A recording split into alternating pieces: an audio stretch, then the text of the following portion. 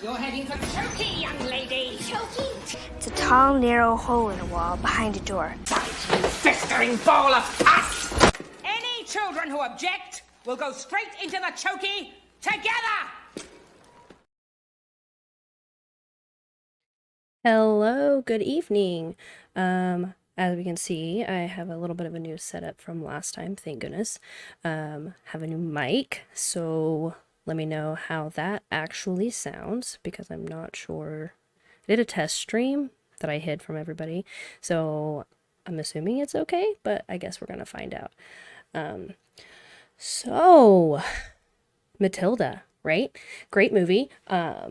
Essential to my childhood. Never thought I would see some Matilda action in real life. Tonight, we're going to talk about a crazy Facebook post that I came across in a mom's group. Mom's groups are always a fun time. If you've ever been in a mom's group, or honestly any parenting group, you know that everybody always has their opinions and most of them really suck, to tell you the truth. But when I saw this post, I was actually pretty shocked about what I was seeing. Now, full disclosure, I know a lot of times parents, parents especially, but especially with their kids, especially if their kids are younger, it can be difficult to remain neutral. You see something happen to your kid, didn't happen to your kid, and it can be really difficult to take one of these out. It can be really difficult to remain neutral and see the bigger picture or understand, the potential issues it could cause or not cause, or why things are done their way they're done. And I will go into this saying that for the most part, support teachers. They have a very difficult job, especially now, and the way things are now, it can be difficult. Kids are not as well behaved. They're crazier. I've seen it myself. I'm not a teacher. I have several friends that are teachers that have insane stories of things that have happened to them. Throwing chairs, screaming, assault, sexual, verbal, physical, you name it. So teachers have a really, really hard job. Administrators have a hard job. Now, are they infallible? Absolutely not. There are bad teachers. There are bad administrators. There are bad policies. There are teachers that just follow policies in order to keep their jobs. So I get that. I understand. However, when there's a bad policy in place, that needs to be called out, right? Some of you may not agree with me. Some of you may absolutely agree with me. Some of you may think I'm making nothing out of something, right? And all of those things are possible. And I absolutely welcome your comment, your input. Let me know what you think about this, because my reaction when I first saw this video is a little bit different now that I've had time to process it and think about it. My overall opinion is still the same, and I don't see that changing. However, I would definitely love to hear if anybody else has any sort of comments about that. So what I'm going to do is first, I'm going to show you the Facebook post that I came across. Now, I did not mark out the name of the mom that made the Facebook post. The reason I didn't is because she made this as a public Facebook post. She shared it on multiple groups that were also public. And then she also had that we'll look at, an interview, an article with one of the local news stations. So I didn't feel like it was important to protect her privacy. So that's why that is where we're at. Okay. So let me get this pulled up for you, and we will look at it together. All right. So this is a local mom from Ponca City, Oklahoma, which Ponca City is outskirts of Oklahoma City, smaller town, but not, one stoplight, small town necessarily. Parents of children attending Ponca City Public Schools. My 4-year-old attends Washington Pre-K. His test scores are great, and his father was told he is great in class when he attended their parent-teacher conference. With that being said, my 4-year-old was shut in a 2-foot by 4-foot closet with a small window in it for punishment. When his father arrived to pick him up, my son was in the corner of this closet, curled up in a ball, crying. According to Mrs. Fisher, the principal of Washington Pre-K, my tiny 4-year-old, maybe 40-pound child was barreled through her and has to be shut in the closet, but they have only done it 2 times. Neither me or his father have ever been made aware of the situation, nor would we ever allow our child to be traumatized, especially during his first year of school. After my father's son pulled our son from the closet, Mrs. Fisher seemed to believe that what they had done to my baby was okay. His father went to our superintendent, Mr. Leeming, who explained to him that every school in Ponca City uses it as a punishment and it is within DHS regulation. Please talk to your babies. Traumatizing our children is not okay.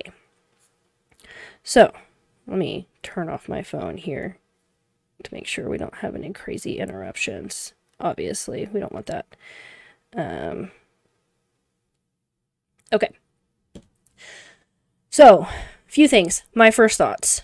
The first time I read this, I was absolutely outraged. I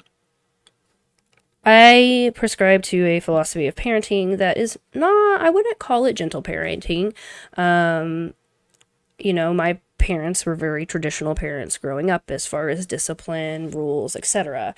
And I would say I'm fairly traditional with an emphasis on, learning to regulate your emotions. That's something that was always difficult for me as a child, has been difficult for me as an adult. So it's been important for me to teach my child that having emotional responses that are appropriate for the situation is important. It's difficult with a toddler, but I do think that so many people now don't know how to have appropriate emotional responses. They don't know how to communicate. Not only do they not know how to communicate, they especially don't know how to communicate their feelings. And so I wouldn't say I'm not a gentle parent. Maybe I am a gentle parent by a lot of standards. I'm not a permissive parent. My child does not have free reign. She does not get to just do whatever she wants. She does, however, we do allow her to express opinion. I sometimes do allow her to say no, as long as it's an appropriate time to say no, i.e. she can't say no as she's, heading into the busy street. She can say no if I tell her it's time to eat, but she's not hungry. So that's kind of where I stand. My initial reaction was absolutely not. There is no way I would lose my mind if I showed up and my 4-year-old, 3-year-old, 5-year-old, 6-year-old, any year-old was in a closet sobbing.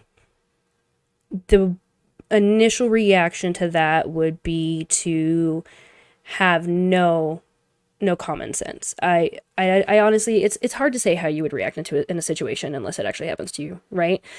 But the feelings I felt when I initially read this, I can only imagine that being multiplied by unknown amounts if it was my child personally that happened. Now, that being said, other things that jumped out at me. Again, I know that it's very easy as a parent to, one, not tell the full story, have a skewed view of the situation, and to, I don't want to say blow things out of proportion, but make things bigger than necessary.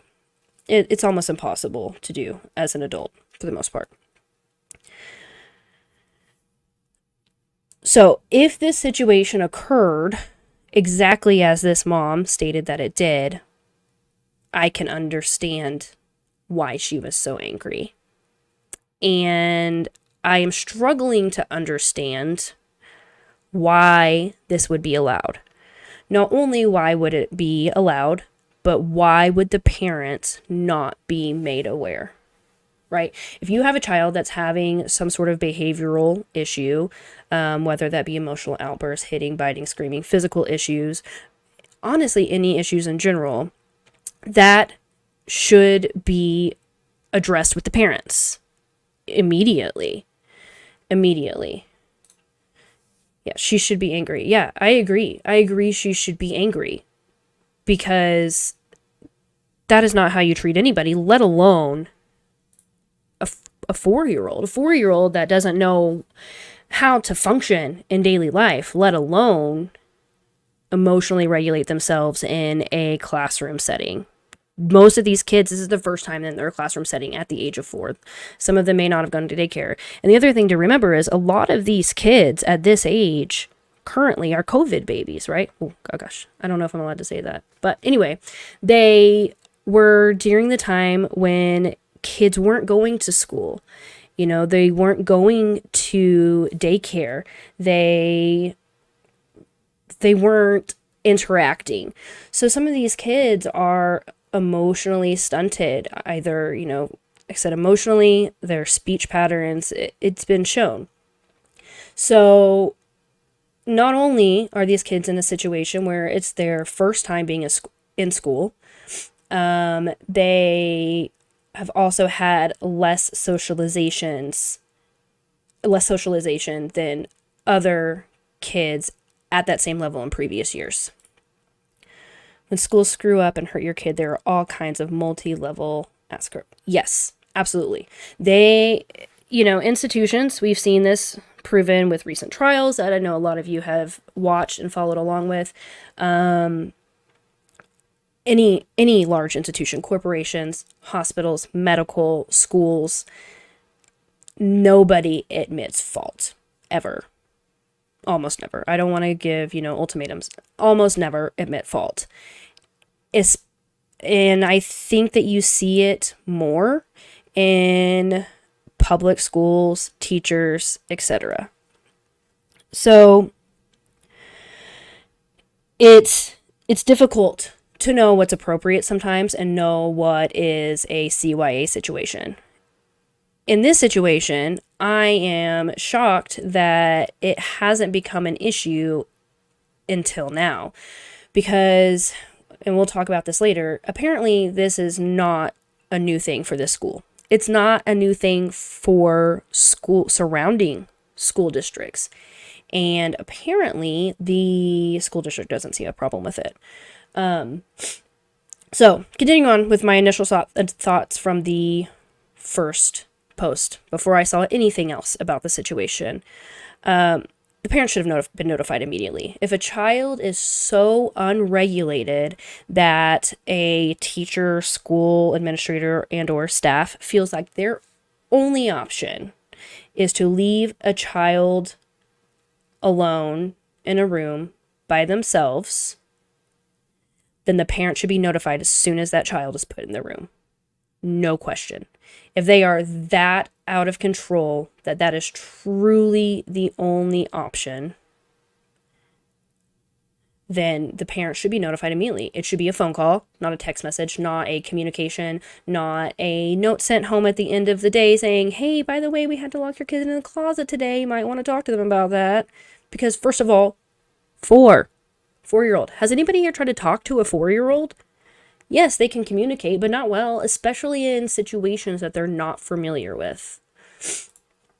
Long story short, when I got done within my kid's school, I had a concussion protocol and a parental notification system. I don't blame you. I don't know how I would have kept myself in control in this situation, because it is mind-blowing that this was allowed to happen. It really is. So parents weren't notified. Apparently this was the second time that this had happened to this child. Specifically, parents were not notified at either time. And it does say, again, this is his first year of school. So this is a child's first year of school. This was probably about a month ago. I would have to look, when this occurred. So still fairly new into the school year for kids that are still learning how to person, right? So the father pulled the son from the closet. The teacher apparently did not seem to think that there were any issues with it. And not only does every school in that school district use that as a punishment. Apparently, it's within DHS regulations. So DHS regulations is the Department of Human Services. It's similar, but not exactly. It encompasses CPS, like Child Protective Services, things like that. So it puts a lot of the daycare regulations, school regulation, some school regulations are as far as what you are and aren't allowed to do, that kind of thing. Okay, so angry enough reading this initial post. Still trying to keep an open mind, right? Maybe it's not that bad. You know, I know a lot of places use a calming corner, or a calming room where they have soft things for them to sit on, low lights, maybe books to read, or sometimes none of that stuff. If you have a kid that tends to throw, like remove things that could injure themselves, okay, right? However, when I saw this video, I can't come up with an explanation for it. I can't come up with who approved this explanation or this punishment system.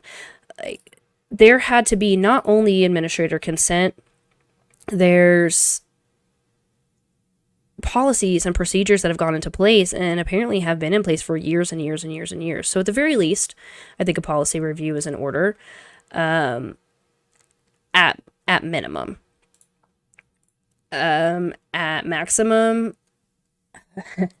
I think that these parents deserve an apology, among other things. I would remove my child from that school immediately and immediately put them in therapy, most likely, just to talk about what happened, because that's a terrifying thing for a child. And they've only admitted to doing it to 2 times to this child.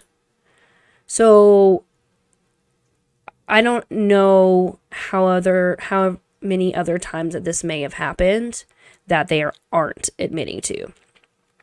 Additionally, the mom doesn't go into it. I don't know if it was discussed. Obviously, I was not there. That they don't talk about any disciplinary or any other actions that they took up to the point of putting the child in this calm down room. They don't talk about other things that have happened. They don't talk about what they may have done to de-escalate the situation, removing the child. Again, I know teachers are overworked. I know classroom sizes are too big. I know some kids are out of control and their parents won't do anything about that. I'm aware of all of those things, and I'm aware that those things are happening. It is never an excuse for abuse. You do the best you can. You do not hurt the kids. You just don't. And if a policy such as this one is detrimental to a child's well-being, emotional, physical, whatever it may be, then it is your job as an educator to stand up for the child, because they can't do it themselves. Another issue that may, I don't know, have led into this that we can discuss on another stream is the credentialing requirements for teachers in Oklahoma are pretty slim. There was a huge teacher crisis a few years ago, and I will have to research this, but just as a general, you don't have to you don't have to have any sort of teaching classes in Oklahoma to become an educator. You don't have to have any sort of early childhood classes. I believe as long as you have a degree in an area, then you can get an emergency certification by taking some sort of test and carrying on. Again, don't quote me on that. We will do another stream on that, the benefits of it. But that being said, that means that the educators that are in your children's classroom in Oklahoma, maybe other states as well, may have no or little training on children and early childhood education and how to deal with the issues that come with these kids and how to deal with them, because that's a huge part of any sort of degrees programming when you become a teacher.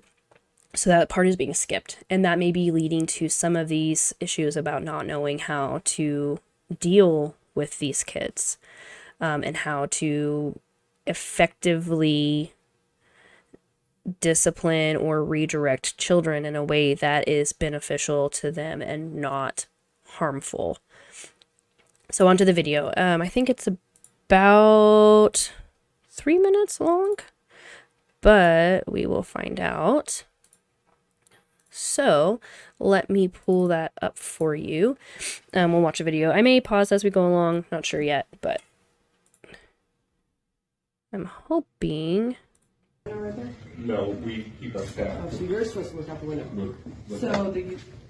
We keep our staff in there with them. There's no light switches or anything that they can fill out the walls or hurt themselves with. We will stay in the room with them. Okay, so I'm going to rewind that. I want you to watch closely and look at this situation that they're calling a room. I hope you guys can hear this okay. I'm, again, still learning StreamYard videos, etc. At least I can hear it last time, other than last time. So that's an improvement from my previous stream, that I can hear the video. So call me for that. All right, I'm going to rewind it. Let's watch this again. This is the parent of the original post who went back up to the school at a later date and asked for a tour of this calm down room that they used, that her child was found in, and that apparently is used for children frequently. Look out that window right there? No, we keep our staff. So, little closet or little window in the door there. Door opens from the outside. I'm going to assume, and I think it's addressed, that there is a lock on the outside of the door. Right. And also listen, this is the principal, I believe, of the school that's giving this tour. Listen carefully to what he says when they go into the room. You're supposed to look out the window. We keep our staff in there with them. He said we keep our staff in there with him. First of all, kind of glance around. That is not a closet or a room. That is a closet. I think Harry Potter might have had more room in his under the stairs, if that tells you how small this room is. You know, I first saw this and I thought, what in the mental institution is this? Like, what's next? We're going to put straitjackets on the kids too? In a public school setting with educators that are not trained to deal with this kind of situation? Logical next step, right? There's no light switches or anything that they can fill out the walls or hurt themselves with. We will stay in the room with them unless they are spitting or biting or kicking, and it's become too aggressive, then I ask the staff to stay out here to supervise. So we'll stay in the room with them unless they start hitting, biting, spitting, kicking, become too aggressive. Okay. Yes, staff should not take abuse.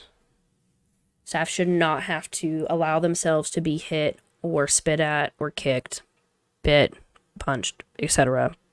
by anyone, but also a child. However, the part that really sticks out to me with this video is not the removing themselves in that manner, but if they become too aggressive. What does that mean? What policies and procedures are in place to determine what is too aggressive and when that staff member should no longer be in the room? How long is too long, right? How much is too much? And who determines that? Kid screams, is that aggressive, and they shut the door? I thought they were going to spit. I thought they might hit me. Who determines that? Again, vague language leads to the ability to CYA in situations where staff members in schools may be in the wrong. Leave the language vague. You can always claim it's within policy. If you get too much of a specific language, it's easy to go outside that, right? So your policy is if they become too aggressive, that basically covers anything. I seriously doubt any of these children have a weapon with them. It's possible. It happens. It happens. But I don't think that that should be the primary assumption. So, here we go. So they're in a padded This is room. smaller than my closet in prison. I think she said something about this is smaller than my closet or my space in prison, which honestly true. That is smaller than a standard prison. So I'm pretty sure it's like the size of a twin-size bed, if I had to guess. And it has its own separate ventilation, lights, windows. So are you okay with shoving your child in here? If they're violent to the point that it's going to hurt other kids, Why are parents not being contacted? Because if they're they violent, should be contacted. Okay, so in looking further, and we'll cover that in the article, the reason that this room is okay by DHS standards, it has lights, it has a window, and it has ventilation. Apparently that's all you need to have an acceptable space to hold a child for an indeterminate amount of time. He said parents are supposed to be notified. Obviously that's not happening, at least in this instance, twice with this child and these parents. And when are these parents supposed to be notified? Immediately? Afterwards? At the next parent-teacher conference? When they let the child out? He doesn't say. They are not being contacted, none of them. because apparently And he's been here more than once. there's parents from previous years that were never notified. I don't know. We contact. No. Okay. No. He didn't find out until we came and got him. So, But he. So I'm confused because I was told he was letting you picked know up that I twice have in a this. problem with y'all shoving my son in a closet that is smaller than a jail cell. My son is not a mass murderer. He's not brought kilos in from Mexico. I'm sorry, I don't understand what that has to do with it. We have to protect the safety. He said, I'm sorry, I don't understand what that has to do with it, ma'am. Okay. Obviously, she's using some hyperbole, right? But also, she's right. Prisoners have more room. Prisoners have more room in solitary. Prisoners have a bathroom. So, if this kid that is apparently very, very unmanageable gets put in the chokey, if they say they have to go to the bathroom, do they let him out? If they begin to have a medical event, do they let him out? Do they believe them? Or do they just leave them? Safety of the other students in the Then you class. call me. Absolutely. But in the meantime, I have to make sure the students and Call staff me. in those And the classrooms- students aren't, he's not going to hurt any student. And the way Ma'am. no, we don't. Okay. Most parents, especially that age, will say that their child is not going to hurt somebody. I get it. A lot of parents don't know what their children are capable of. A lot of parents don't think that their children are capable of things that they are capable of. Kids act different in different situations. My kid is a completely different kid at school than she is at home because she feels safe here at home, mostly, hopefully. She tends to act out a little bit more. At school, she's really chill. She's not like that here. So kids are different in different situations, around different people, in different environments. So her argument of my kid would never hurt anybody, I want to believe her, and I'm sure she believes that. And I'm not saying that this child did or was going to hurt anybody. That being said, some kids are capable of that. So they do have to have policies and procedures in place for these kids that will do those things. There has to be some sort of, what is happening here? All right. There has to be some sort of policy or procedure in place to take care of unruly, violent kids. But I guarantee that there is a policy or procedure that does not include this. Because there are thousands of school systems that are able to effectively manage their students without a room like this. Ma'am. But there is one issue that I had with you saying that of the violence or whatever. I've been called numerous times for my son being violent. They've called me. Okay. And I have absolutely no problem coming up here. Great. So why would Thank they you. even have a room like this if there's parents that Awkwardly applies chapstick. He said, I don't know what to do with my hands. Oh, just apply some chapstick as you're talking about your kid being shoved in a closet. No big deal. they can call to just come and get the children? Well, there's Instead still of that time when the violence happens and when parents can get you. my son sat in the principal's office and most plenty of of the time, times. 95% of the time, that absolutely works. Now, That's if the one kid issue is- that I did have. Yeah, He and was in the if principal's kid is office not more than he was responsive learning. to sitting in the Side note, this is two parents. So there was another Facebook post that I can go back and find, but another parent went up with the original mom, Erica, to take a video of the room and talk to the principal.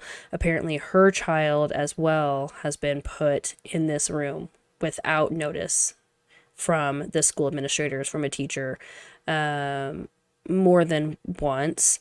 And, you know, you heard her just say there is another option, right? They say 95% of the time the kid will go to the principal's office and they'll come down. A lot of parents will tell you, you know, you remove the child from the situation and the situation improves for both parties.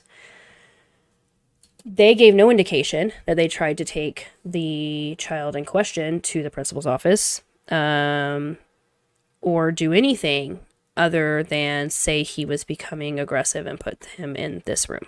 10 minutes from here, not even 10 minutes. If the kid's not obviously, responsive to wasn't- the office and they're biting and spitting and pulling hair, then we have to make sure that we keep them safe. So that's And where spitting and pulling hair. My son does not bite, spit, or pull hair.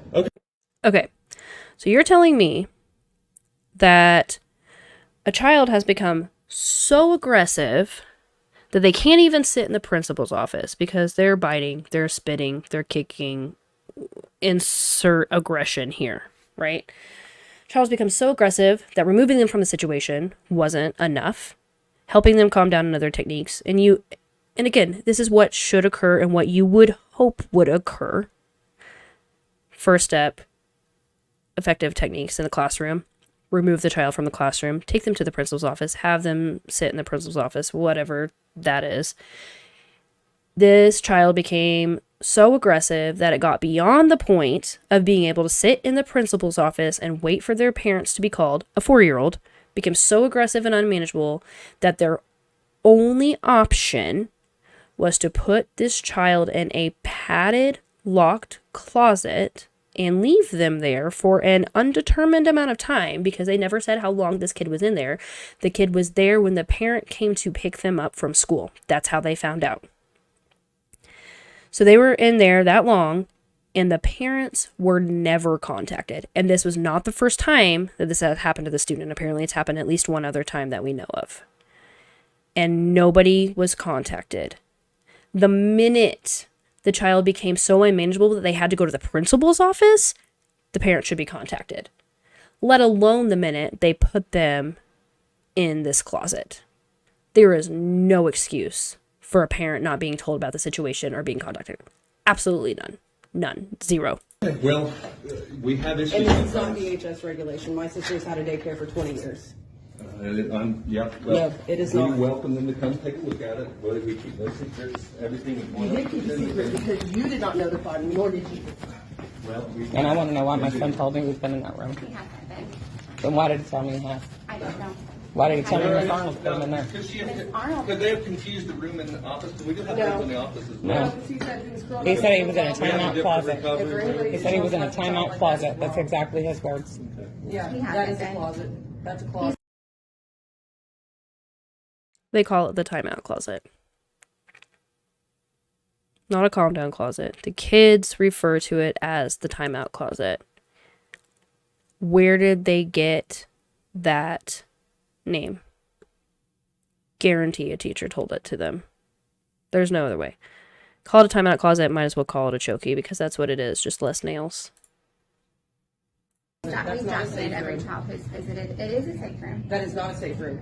My sister's had a daycare for 20 years. That is not a safe room. Okay, well, we'll just have to agree to disagree. Yeah, We you're have right. an obligation You're to keep our right. students safe Well, and our that is not staff keeping them safe. safe. That is traumatizing them and turning them into something that they don't need to be. And I understand as a parent, you have that right and choice, and we wish you all the best. Yeah, all the best is gonna come because you're not gonna treat my son like a criminal. Well, we don't want to. He's a little boy that deserves a good start.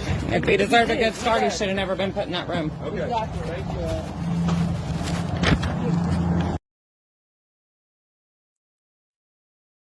First of all, she was much calmer than I would have ever been. I know that this was after this situation initially occurred. She went back, but to have a discussion with a school administrator about a room that their kids are being put into, and their only statement at the time is, we'll have to agree to disagree, is not good enough.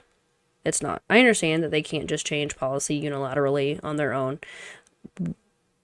You know, they are, and they will, CYA themselves, the teachers, the staff, the school. They're being very careful to not say anything that will further incriminate them.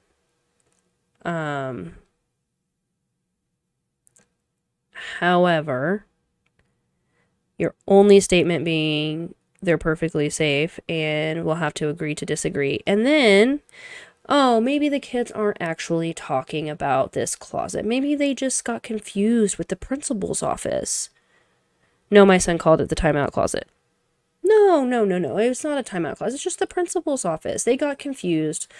Poor little preschoolers don't know the difference between an empty room with nobody in it and an office with chairs and a desk and an adult. They're just confused. But we still have this room and we're still going to use it, and we're still not going to tell you about it. We're going to say we're going to tell you about it, but we're not going to tell you about it because we don't want parents to know that this is what we're doing. We don't want the parents to know that we are so ineffective at dealing with behavioral issues that our option is that we put these kids in this padded cell, basically smaller than a cell. So, as you can imagine, especially once this video came out, because a lot of people were skeptical, is it really a closet? It might be a room, calm down room, etc. A lot more stories came out of the woodwork about other parents who have had their children in this closet. People that themselves, from however many years ago, have been put in this or a similar closet from this school district, other school district as well. So it's been an ongoing issue for an unknown amount of time. There was a article done by the local news,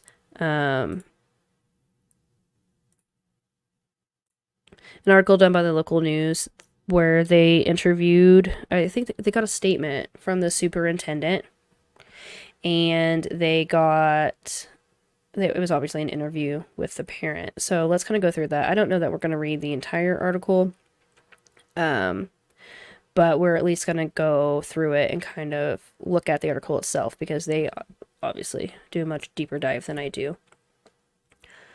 All right.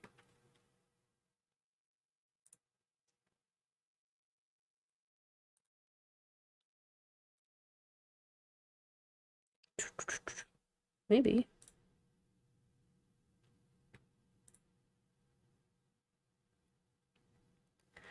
Okay. A Ponca City Public Schools mom is infuriated after visiting Washington Pre-K this week and being shown a closet where her son was kept after allegedly misbehaving. News 4 spoke with Erica Berger on Monday, and this occurred on, well, this article is from October 19th, so it was a little bit longer ago than I thought about, so probably beginning of October. News 4 spoke with Erica Berger on Monday. She said she learned last week about her 4-year-old son reportedly acting up in class and his teacher putting him in what she calls a hallway closet. You're creating mass murderers. You're creating serial killers like this. This creates criminals. You know you're traumatizing a child. It just makes them act out, stated Berger. Now, I think that is a little bit extreme. Do I think I'm trying to be careful because I know that there's a lot of, psychology and research that goes into this. Do I think one instance of locking a child in a closet for 10 minutes is going to turn them into a mass murderer, serial killer, criminal, etc.? Unlikely. But 4 preschool is a pivotal age where a lot of learning and development and, core things are happening. And that absolutely could be traumatizing to a child and have long-term effects. Without going too much into my personal stories right now, because I'm not sure that you guys want that full story. If you do, it will be a separate stream. But I can tell you from experience that being forced to be in spaces where you are uncomfortable as a child has a lasting effect into adulthood. Generally, it's repeatedly, or it has to be some major event, but it can. And it's something that can be difficult to deal with years later, and it comes at unexpected times. Saying that it's creating mass murderers and serial killers is a stretch. There's a lot of mass murderers and serial killers that have perfectly normal lives without any sort of trauma or abuse. And there's a lot of people that have had a lot of trauma and abuse that are perfectly normal, wonderful, incredible people. So it's a little bit of an exaggeration, but she's angry. I get it. She's angry. And it seems like people don't take you seriously until you're angry and you make these wild statements that catch your attention. So, and she might truly believe that. I'm sure she does. And I really hope that her child turns out to not be a mass murderer and or serial killer and or criminal. News 4 requested a picture of the room where her son was placed, as well as the measurements of the room. On Monday, Ponca City Police Schools Director of Public Information Webmaster Christy Hayes told KFOR she'd snap a picture on Tuesday. That picture has yet to be provided. Raise your hand if you're surprised. Did the school district willingly provide a picture of the Chokey to the local news outlet? No, of course they didn't. They're not going to provide anything because they know it makes them look bad. Nobody looks at that room and thinks it's acceptable. But here we are. Of course, we will not be supplying a photo of the room at this time, Hayes said Thursday afternoon. Of course you're not. Nobody actually expected you to do that. If there's nothing wrong with the room, why wouldn't you provide a picture of it? If it meets DHS standards, it's been inspected, that it's fully within your regulations, it's like providing a picture of another classroom. So why would that be a problem? Do you maybe have something to hide? Would that maybe be the problem?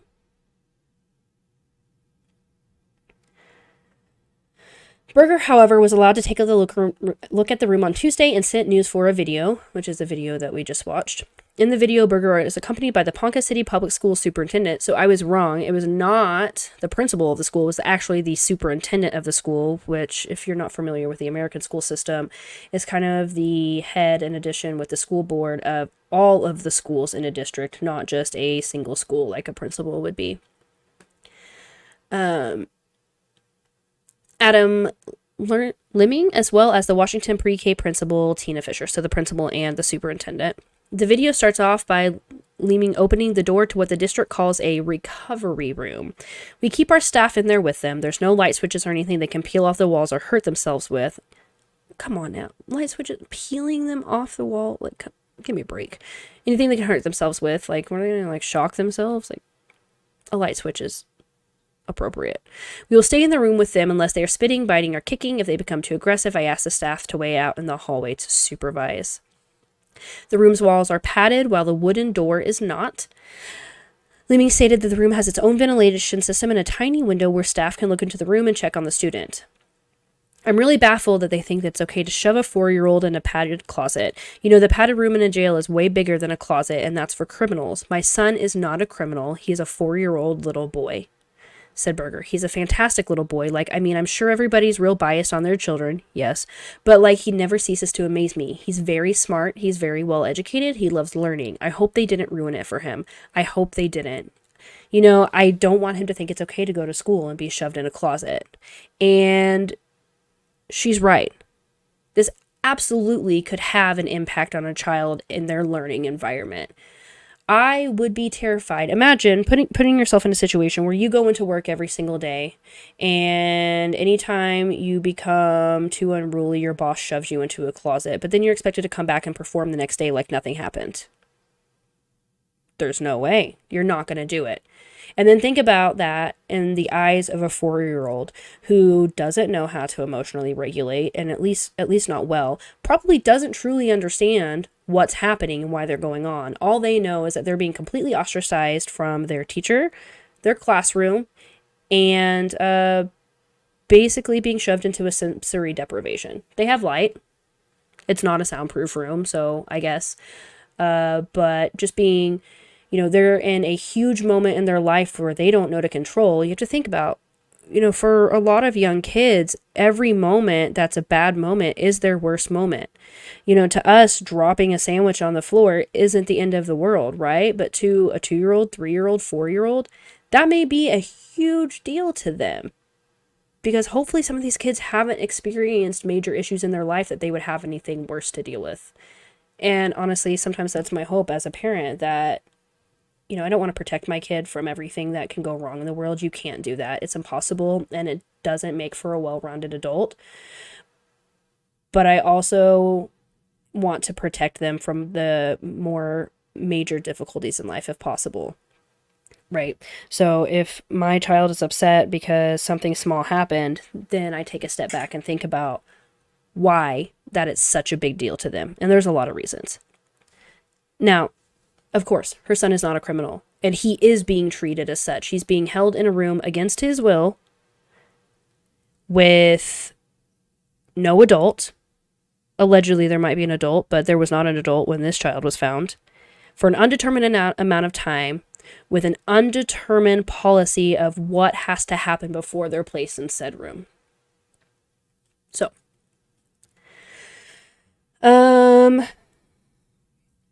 okay, the cell phone video goes on to show Berger's conversation with Lemming. She explains how neither she or the father were notified by the school about their son being put in a small room, which I just cannot. I just can't. I can't understand that. There's nothing that makes that acceptable. I'm confused because I've been told he's been picked up twice, said Lemming. Berger told KFOR her son has reportedly been put in the small room once before, but neither she or the father were notified of that time either. We have to protect the safety of the other students, said Lemming. Of course. Right? One student can derail an entire classroom. We've all seen it. One student can hurt other students, other educators, other teachers. We've seen it. Is this really the answer, though? Berger told Lemming she'd prefer to be called in a situation where her son is misbehaving rather than him being secluded in a small room.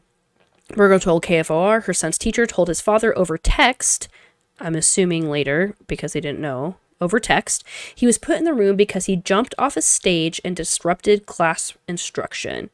She said violent behavior has never been brought to her or his father's attentions before. So, again, I don't have those text messages. I have not seen those text messages. I have not seen other accounts from teachers that were in the room to cooperate or not what happened. But jumping off a stage and disrupting class instruction. That does not sound like unmanageable, violent behavior from a 4-year-old to me. That sounds like a pretty standard 4-year-old thing. In fact, I would be more surprised if they didn't jump off the stage. So what? They jumped off the stage and they got onto them and the child started throwing a screaming fit and throwing things and spitting and hitting. Like, that's the only thing that I can...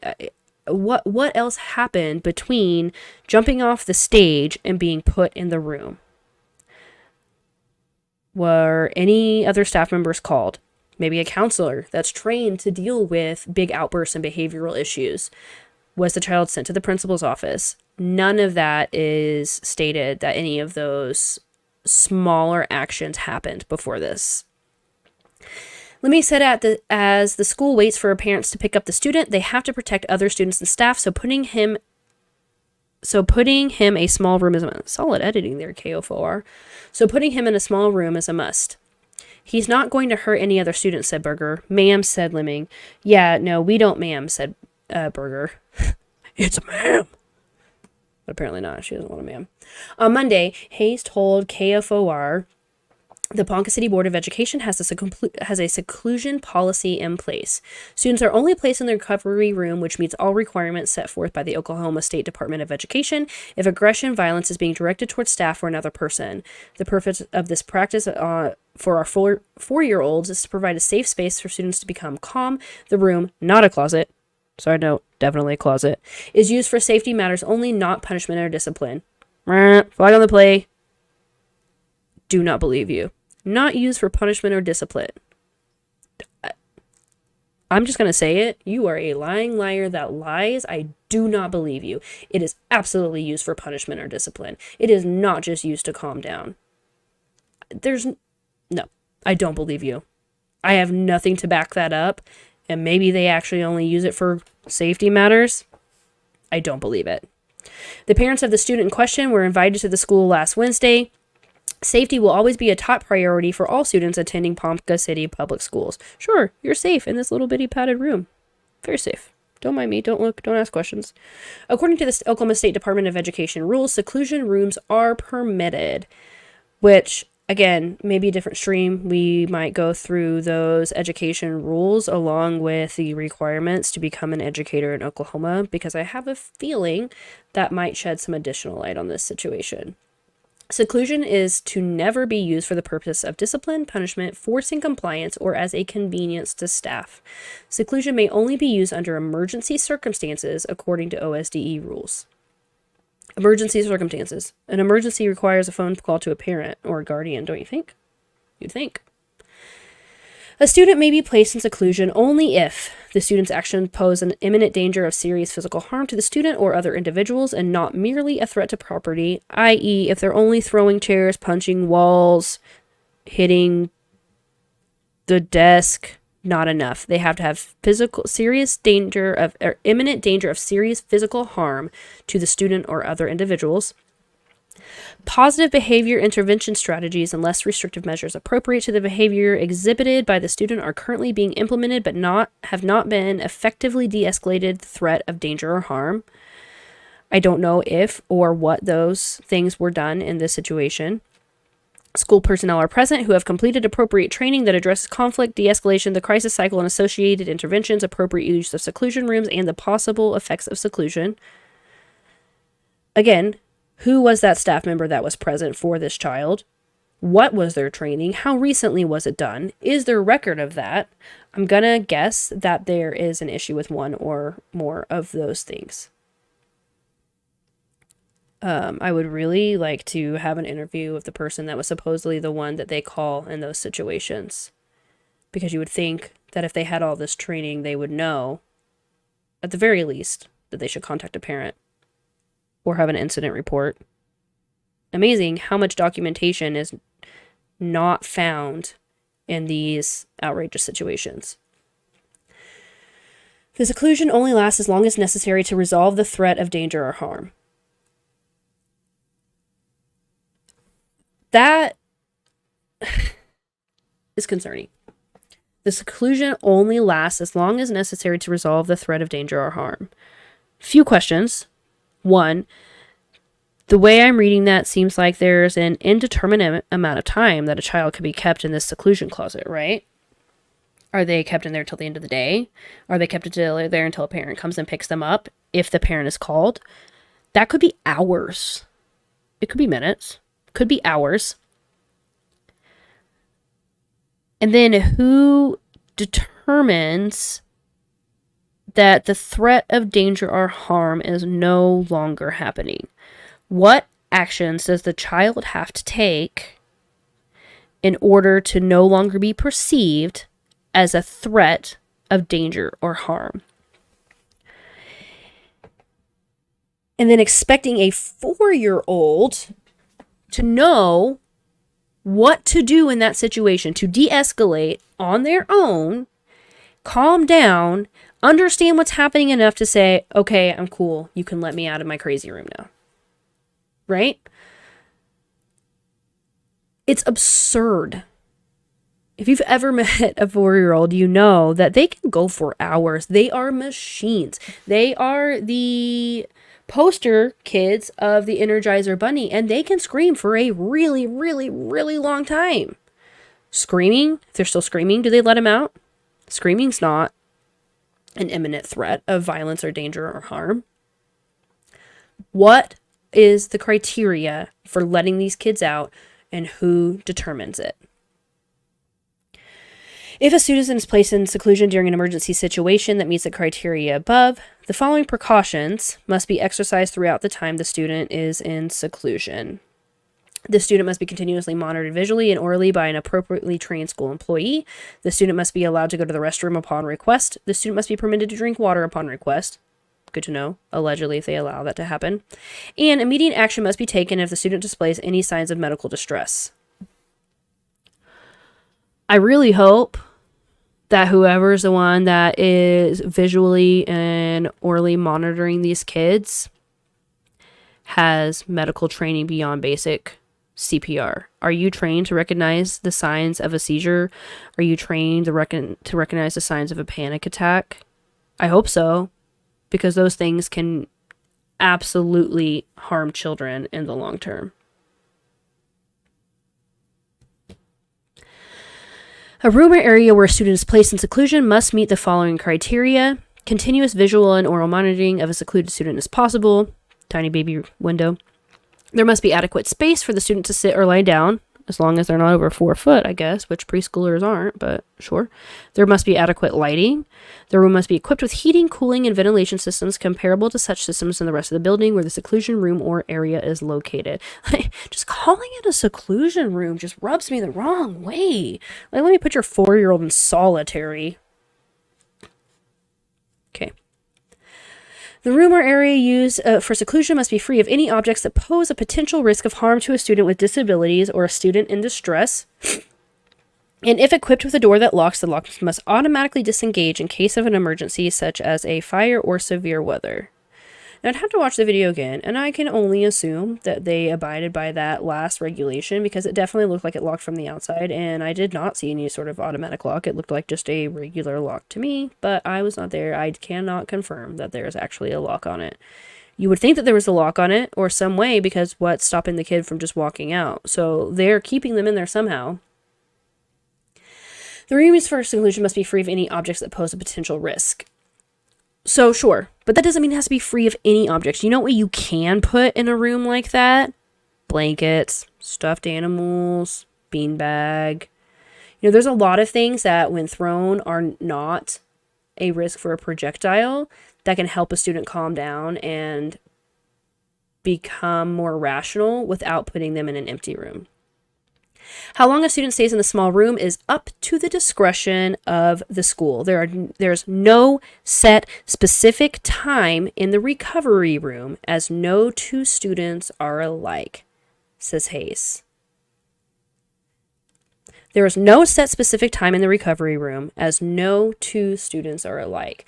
I.e., we can leave that child in there for hours, and it still falls within our policy as long as we can don't want to say make up, because it may be true. As long as we can provide enough instances of why we are keeping them in said room. So now you have a situation where it's an adult versus a 4-year-old. And honestly, with a lot of adults, I'm going to trust my 4-year-old. I am not the type of parent that will assume that what my child is telling me that is real. I am not the type of parent that will always take my child's side in a school situation. I will go up to the school if necessary and show a united front with a teacher or an educator with my child to let them know that their behavior, actions, etc. are not acceptable, especially for a school situation. I will absolutely do that. I will not blindly accept a teacher that puts my child in this room and just assume what they're telling me is legitimate, it's real, and it's what happened. I won't. Because that child has no way to defend themselves against any accusations. Hey, Valhalla, nice to see you. This is not a safe room, stated Berger. Okay, well, we'll just have to agree to disagree, responded Lemming. We have an obligation to keep our students safe. That's not keeping them safe. That is traumatizing them and turning them to something that they don't need to be, added Berger.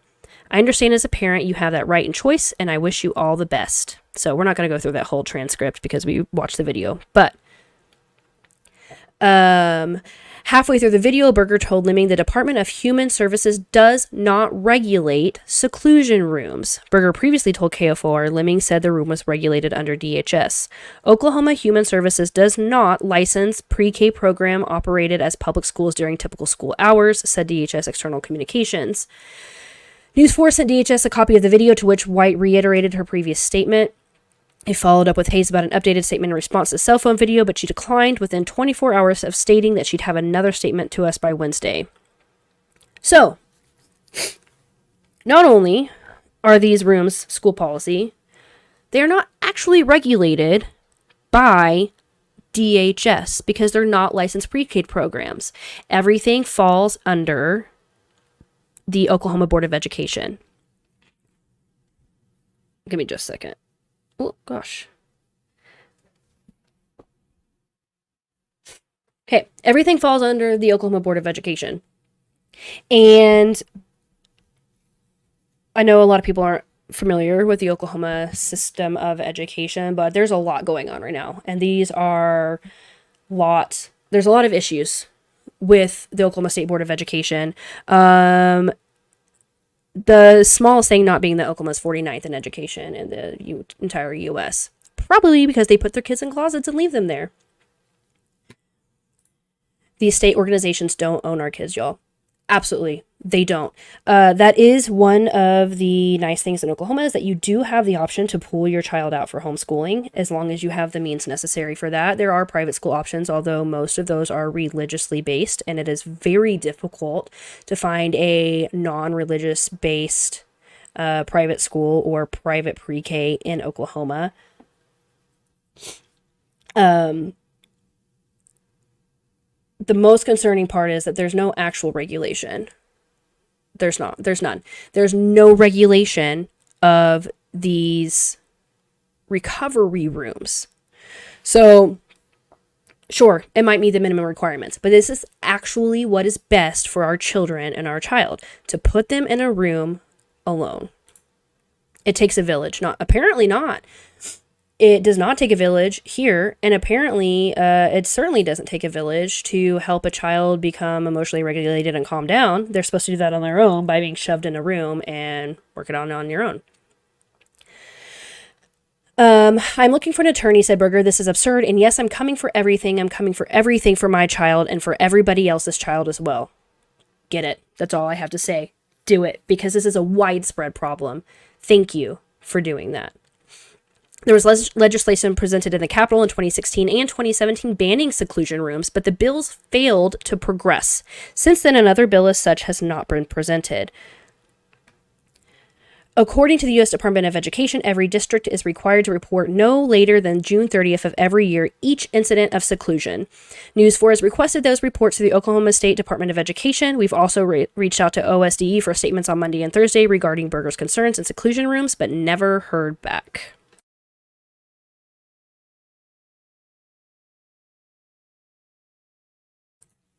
Sorry, man, these allergies are nuts out here. So, 2 bills previously that have been shot down trying to get rid of these recovery rooms that are in certain school districts. There's not been a bill presented since. There's supposed to be a report of every incident of a use of a seclusion room. Those reports have not been released. I'm going to guess that there is... Hey, Wolfram, I just saw you pop up in chat. I'm going to guess that there is not a report for these situations. You want to know why? Because the parents didn't even know. And I can guarantee on that report, and I'm going to try to find one of those, at least a blank report, that there is a box there that you have to check saying that the parent was contacted, what steps were taken, and what you did to prevent the recovery room needing to be used. I'm just going to say that that report doesn't exist. I will take it back if that report comes out. But if the parents didn't even know, there is no report. You lock a kid in a closet, there's a special place in hell waiting for you. I agree. I don't know how you can look at a child and put them in a closet. You know, being an educator is a thankless job sometimes. I get it. I get that it's hard. I've been very angry with my child. I have never, ever put her in a closet. I struggle with even putting her in her room by herself when she's that upset and angry. Not because I think she should be able to get away with whatever she wants, but because in that moment when a kid is that deregulated, that angry, that scared, that upset, they don't need to be locked away like an animal. They need love and compassion and care and help from an adult that can help them deal and process with those big emotions. So this child is 4. Imagine a teenager being put in this room. You think a padded room with a door and a glass window is going to keep that child from hurting themselves? Absolutely not. Absolutely not. I just cannot fathom who approved this policy, why, and who continues to enact the policy. It's absolutely outrageous. This mom is honestly more calm than I would be. And the fact that this is not being picked up and there's not more outrage is insane. There was a small protest a week or so after this happened and this video came out where they, where a couple of parents stood near the school with protesting signs about this school policy. And apparently there were a lot of people that stopped and spoke with them, and there were a lot of comments on the Facebook post as well that this thing happened to their children, this thing happened to them when they were in school, and it is not acceptable. And the fact that more parents are not outraged and talking about this is insane to me. Absolutely insane. I never thought when I was looking at schools for my child that I should have to ask, do you have a recovery room, aka closet, where you put children in that you deem unmanageable? Sounds like some MK Ultra type torture. Yes, absolutely. It is sensory deprivation. Not full sensory deprivation. They don't turn the lights out. They don't, pad the room so they can't hear. But that is deprivation. Especially at that age, being pulled away from your peers, from your classrooms, to be put in an unknown closet is unfathomable. They don't understand. At that age, they're still babies. They don't get it. Some of them don't even have full control over their bladders, and you want them to have full control over their emotions? There's no way. It is not possible. And then for them to try to gaslight this parent and say, oh, it's not a closet, it's a room. It's a closet. It is a closet. It is a 2x4 closet. And I know a few people are filtering in here, so let's take a look at this closet again. Window right there? No, we keep our staff. Oh, so you're supposed to look out the window. We keep our staff in there with them. Look at this room. There's no light switches or anything that they can fill off the walls. That's it. That is the entire room. Hey, Digger, nice to see you. That's the entirety of the room. Tell me that's not a closet. A real estate agent might have you thinking that's an entire 3rd bedroom with an office space, but we all know that that's a lie. It is a closet, and to say anything less is not only delusional, it's insulting. You let me find my child in that room and tell me that that is not a closet, and I will lose my mind. I have bigger closets. Exactly. I also have bigger closets. In fact, I would venture to say every closet in my house is bigger than that. Especially if you take out, the shelving and stuff like that. There is not one thing for that child to look at, It looks like maybe the floor is padded, but I can't really tell. The door itself on the inside is not padded. And there's a glass window. So if they're trying to keep this child safe, that is absolutely what is not happening. All they are doing is further tormenting this child. They are not going to calm down, I can guarantee that. They might sob themselves to sleep eventually, but I don't think anybody could agree that that is an optimal outcome. And then on top of all of that, the parents were never notified. Their child was subjected to this, and they didn't know. They found out because they came to pick up their child and found them in the closet. So my question is, how long was the child in the closet? How many times has he been put in the closet? Where are the incident reports? And who will be held accountable? Because as of right now, nobody's being held accountable. This is still the policy that's in place at this school, in this school district, in other school district, and it's still technically allowed by the Oklahoma Board of Education, and it is disgusting. My private school put me in a desk in a closet under a picture of Jesus whose eyes fall. That is terrifying. You know, my grandma had a picture like that in the bedroom that I always stayed in when I visited her growing up, and it was so scary. Way scarier than the Mona Lisa, right? But you know, I guess, hey, Tigger, be grateful. At least you had something to look at. Just kidding. Obviously, that's still horrible. But absolute visual deprivation. That's some 40s Germany parenting techniques for real. It absolutely is. And you know, the other thing I can say is if I ever did that, I ever put my child in the closet, locked the door, and stood outside, aka probably walked away because they're dealing with students, because as we know, teachers are understaffed, I would absolutely be getting a call from DHS. As I should. Wasn't there just recently a trial about a parent that locked their child in a room, in a small closet? And somebody remind me who that case was. I know that there was just one about the child abuse and the dad wasn't really even sorry at the sentencing hearing, or I'll remember it. But that got brought up in the trial as abuse. So I'm late to the party. Was this all for all the students or one particular student? This is a district-wide policy that any student at any time could be placed in this room for if they become too aggressive and unmanageable. Now, this particular instance, a 4-year-old was found by his father while picking him up after school or early from school, picking him up, found his child in this room sobbing and removed the child from the room himself.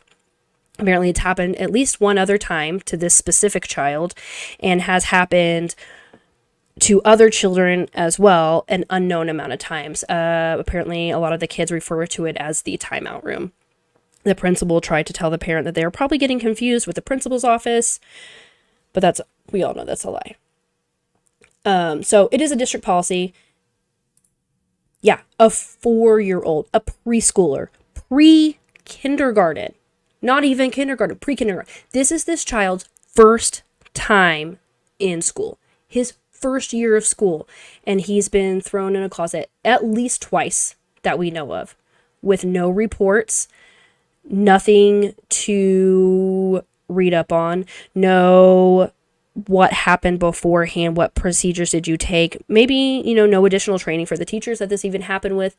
The parents didn't even know. If that is not covering your ass, I don't know what is. There is no reason to not make a parent aware of this situation. Ever. The parent should be notified before the child is ever even anywhere near this room. Boys can't sit still. Girls hardly can at that age. Yeah, they're 4. They don't sit still. In fact, where my child is at, they have a policy. As long as they're in a general area, they're allowed to get up and wiggle. There's no way. That doesn't happen. And Ticker, I know you weren't here earlier when we talked about it. The teacher apparently afterwards texted the father of the student and said that this occurred because the student jumped off a stage and disrupted the class. That's it. There was no indication that the child was screaming, spitting, kicking, throwing things. All the teacher said was that he jumped off a stage and disrupted the class. That's it. And it's not enough. Nothing is ever enough for this kind of treatment. Nothing. Of any child, let alone a 4-year-old child that can't advocate for themselves. This child doesn't have the words to express what happened to them or how it made them feel. None. They don't know. In fact, it happened before and they didn't even tell their parents about it because they didn't know. You know how much my preschooler tells me every day when she comes home? We don't want to talk about it. What did you learn at school today? Nothing. They don't know. They don't know that it's out of the ordinary. They don't know that it's wrong. To them, this is just what their teachers do, and that's where the bad kids go. To the chokey. So I know a lot of us have already watched this video, but let's watch a little bit more again just so you can fully grasp unless they're spitting or biting or kicking. how small this room is. If they become too aggressive, then I ask the staff to stay out here to supervise. So they're in a This padded is smaller room. than my closet in prison. And it has its own separate ventilation, lights. Apparently it smells bad. windows. So are you okay with shoving your child in here? If they're violent to the point that it's going to hurt other Why, kids, why are parents not Bullshit. being contacted? Because if they're they violent, should be contacted. They are not being contacted, being none of contacted, them. 'cause apparently And they've been here more than once. there's parents from previous years that were never notified. I don't know. Did you see that? Did you hear that? Parents should be contacted. Parents are not being contacted. Not this child. It's not like it slipped their minds. This has happened multiple times to multiple children with no one knowing about it. Any use of a recovery room is supposed to be submitted to the Oklahoma Department of Education by June 30th of every year. None of these reports have been produced and have been able to be found. This is routine. Yes, this is routine. This absolutely seems like somewhere they put the kids when they just don't want to deal with them. And the fact that the school board has the audacity to say that it's because this 4-year-old became so violent that they couldn't even sit in the principal's office away from other students is outrageous and wrong. I don't believe it. Homeschool your kids if you can make it work. Yeah, absolutely. Not everybody has the ability to do that. I would also suggest looking to things like school co-ops. That's a thing that happens if you don't feel like you can homeschool your own kid. I would say private school. I mean, private school also comes with its own issues and it's expensive. And, if you're okay with a religious-based school, awesome. If you don't want that, good luck finding one in Oklahoma. I'm sure other states have more options for private schools that aren't religious-based, but it is nearly impossible to find here. And if you can, they're charter schools. So they're still under the direction of the Oklahoma Department of Education because they still receive federal funding. So that does not save you.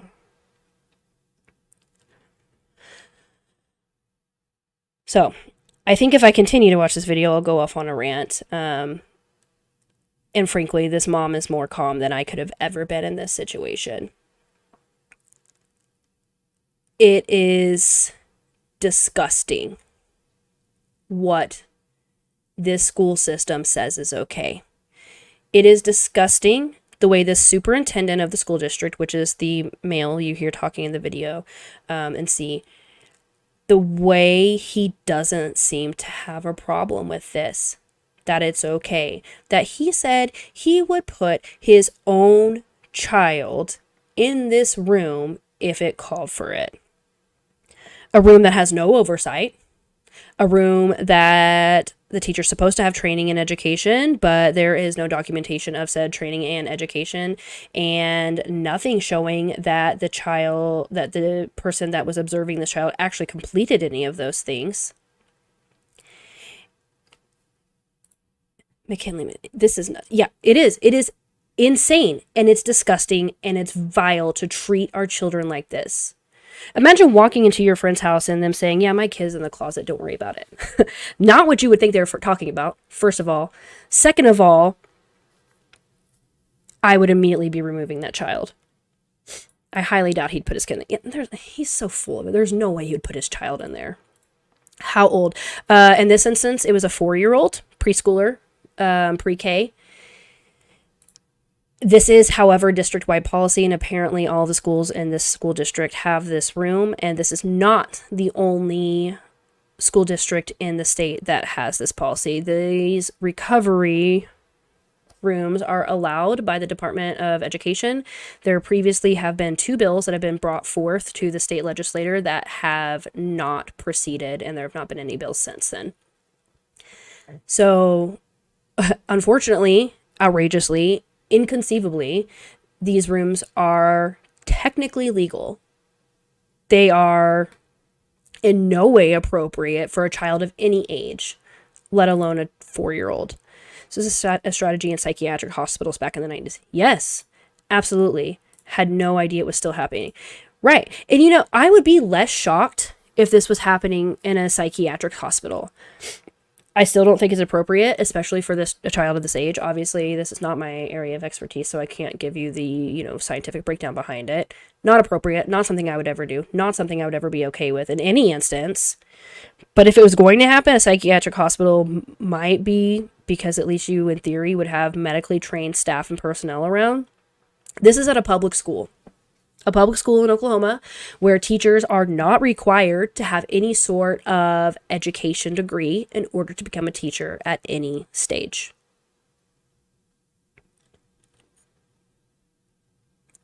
So, just let that sink in. If this was my kid, I can't imagine what I would do. I'd definitely be in jail. Yeah, I don't know how this mother is remaining so calm. I understand that this was probably a week later or so after this incident happened, but I can't even be calm looking at the video, let alone if I was in that actual situation. No licensing for teachers. There is some sort of licensing. I'm going to do another stream on the licensing requirements for the state of Oklahoma, which I think will provide a lot of insight into why some of these things that happen are happening.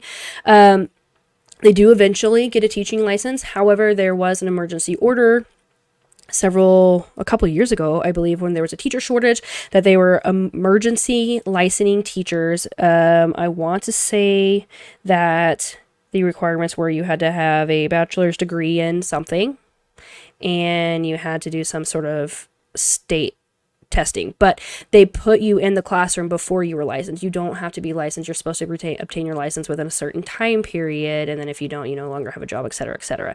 But so even if there is licensing, no formal education in early childhood is required. You can have a degree in biochemical engineering and become a teacher in the state of Oklahoma as long as your license request is approved. And I feel like it's probably pretty important for teachers to have some sort of education on how to work with children. It really is unfathomable. Nope, reverse it.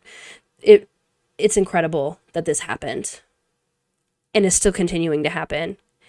And I really would like to see the numbers of how often, how long this happens for, because it doesn't have any regulation. The teachers don't have a regulation. The rooms don't have regulation.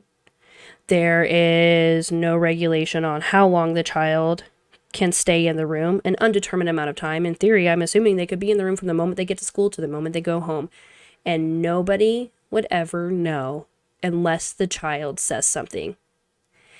And there's a really good chance that that child is too scared to actually speak out, or doesn't know. They don't know because they're 4. Oh, good night, Wolfram. Thank you for being here. All right, watch. I don't know where to go from here. my plan is to currently look into what we read in the article earlier about the state regulations and what's actually required and how that is managed and reviewed, what other school districts have this policy and what their justification is for said policy, and what, if anything, they plan to do about this. Because as far as the school district and the superintendent currently seem to project, there's nothing wrong with it, and this is absolutely okay, hunky-dory, solid, standard disciplinary technique. Oh, sorry, not discipline. Never discipline. It's not used for disciplining or for bad behavior. It's only used to help a child calm down. And you tell me how calm you would be if you were upset about something and you got shoved in an empty room by yourself and be told to calm down, right? What is the worst thing that you can do to anger somebody further? Tell them to calm down. But that's what they expect. These 4-year-olds, babies, first year in school, probably limited interaction because a lot of these kids were born right before all of the lockdowns. And they're being told to calm down in a padded room with nothing to help them, no compassion, no love, no care, no firm, even, guidance on what to do. It doesn't make you calm. This is so bad. No, it doesn't make you calm. It enrages you, especially if you're a person that doesn't have the mental capacity to deal with large emotions and know what's societally appropriate. These are babies. They've barely been in public half the time. They don't know what is appropriate and what is not. It is the job of the educators and the teachers and the school system around them to teach that, along with your parents, obviously, but the parents can't be in the classroom. So at that point, it is the job of the teacher, and then the parent backs that up. This is something that can never, should never be backed up. It is vile, it is disgusting, and it is gross. And frankly, I can't understand how this is legal. So I encourage you all to talk about creating separation. No kidding. And at an age where a child is most susceptible in dealing with the largest amount of separation anxiety a child might ever deal with. Right? This is a huge problem. Kids cry being dropped off at school because they don't want to be away from the parents. The boy in the box, thank you. That I can't remember his name, but I know that trial just happened and they spoke about it. So it's not okay for a parent to take this not discipline strategy, but it's okay for your educators in a public school system to do so. Nothing about this is okay. And I really, really hope that this mother gets a lawyer. She said she gets a lawyer and continues on and fights this. And I will do whatever I can to help her. Because I will not put my child or any other child into this situation. And I don't trust any adult who backs this up and says that it's okay. So I encourage you to maybe do some digging. If your child is in public school, especially private school as well, ask them if they have a recovery room, what their method is for dealing with a child that's out of control, violent. What do they do? What steps do they take? And how do they try to de-escalate the situation before throwing your child in a closet? Ask them. Because I'm going to guess that some of you are going to be really, really shocked. Because I am. I've grown up here. I've been in not the Ponca City school system, but I've been in a public school system in Oklahoma. And I have never, ever heard of anything like this happening. And apparently it's been happening for a really long time. And it's disgusting and vile. So, on that note, I'm going to leave you to ponder that and watch this amazing video that I feel is pretty appropriate. You're heading for the chokey, young lady. Chokey? It's a tall, narrow hole in a wall behind a door. Festering ball of pus! Any children who object will go straight into the chokey together! All right. Have a good evening, everyone.